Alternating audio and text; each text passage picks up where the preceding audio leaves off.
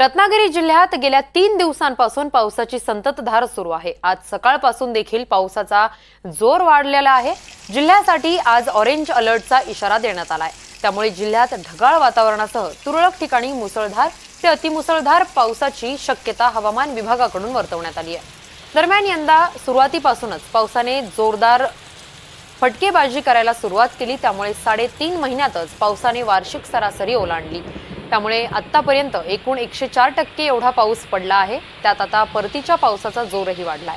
मात्र हा परतीच्या पावसाने बळीराजाही चिंतेत आलाय। एकूणच सध्याच्या पावसाचा आढावा घेतलाय आमचे प्रतिनिधी राकेश गुडेकर यांनी। आपण पाहूया। रत्नागिरी जिल्ह्यातही गेल्या 3 दिवसांपासून मुसळधार पाऊस कोसळतोय। आज रत्नागिरी जिल्ह्यासाठी ऑरेंज अलर्टचा इशारा देण्यात आलेला आहे। आज सकाळपासूनच रत्नागिरीत पावसाची संततधार सुरू होती।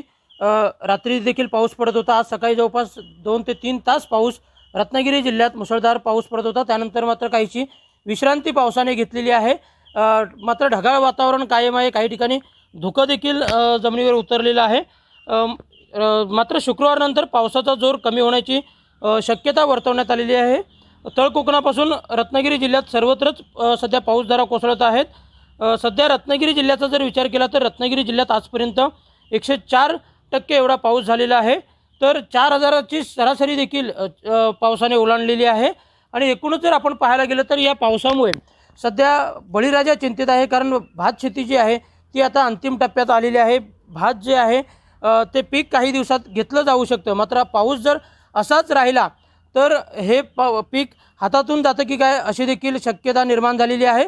कारण असाच पाऊस जर कायम पडत राहिला तर शेतात मोठ्या प्रमाणात पाणी साचू शकतं आणि हे पीक जे आहे ते आडवं होऊ शकतं। काही ठिकाणी ही शेती आडवी देखील झालेली आहे। त्यामुळे बळीराजा देखील चिंतेत आहे। एकूणच सध्या जर आपण रत्नागिरी जिल्ह्याचा विचार केला तर रत्नागिरी जिल्ह्यात पावसाची संततधार सुरू आहे।